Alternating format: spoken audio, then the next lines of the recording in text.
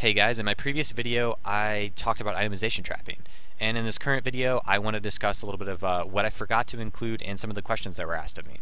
First off, I forgot to mention Runic Bulwark, and I apologize for that. Runic Bulwark is indeed a very strong item for dealing with AP carries mid-game, but it also has its weaknesses. For one, the item cost is 2,950 gold, so it prevents the support character from being able to build it quickly. So in competitive play, it usually defaults to the jungler to build it. This means if the jungler wants to rush this item, then there is going to be less room for damage items, which is okay, but it also means that ganks will be weaker leading into the mid-game. Another way to look at it is AP carries can build an Abyssal Scepter, which will reduce the enemy's magic resist by 20. Runic Bulwark's Aura only gives 25 magic resist. Abyssal Scepter is only 2,560 gold compared to Runic Bulwark's 2,950 gold. Korean players playing Diana at a competitive level get Abyssal Scepter first item even when going against just one AP carry. Runic Bulwark shouldn't be a reason to discourage running double AP carry solo lanes. AP carries have builds that give early magic pin to the mid game. Sork Boots, Hunting Guys, Magic Pin Mastery, Magic Pin Marks, Abyssal Scepter, and later on Void Staff give plenty of ways for AP carries to deal with targets with low to high magic resist.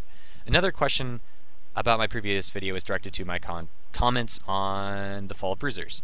I just want to clarify that when I used the term bruiser, I was meaning to generalize all AD casters, AD assassins, and what we commonly know as a bruiser that share the same itemization of, Bloodthirster, Black Cleaver, Brutalizer. I hope that makes this section a little bit more clear.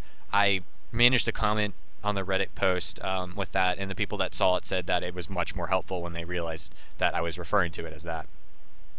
Lastly, there were a few questions about why I didn't mention HP stacking and why it wasn't a viable strategy in trying to prevent itemization trapping. Although HP stacking into the mid-game can give artificial survivability against both AD and AP champions, but once the game progresses once the game progresses to 1 to 2 major items completed, both AP champions and AD champions have ways to tear through targets that have high HP pools and low to medium resistance. AP carries have the option of getting Leandre's Torment for a percentage shred, or even a Death Cap, which would give a huge spike in raw unmitigated damage due to the target choosing to attack HP over choosing to specialize in either magic resist or armor. AD champions have the option of getting Blade of the Rune King for a percentage shred, and also incredible dueling potential, or getting an Infinity Edge to deal a massive burst on low armor targets. I hope this cleared up some of the major questions. If you have any more questions, don't hesitate in asking me.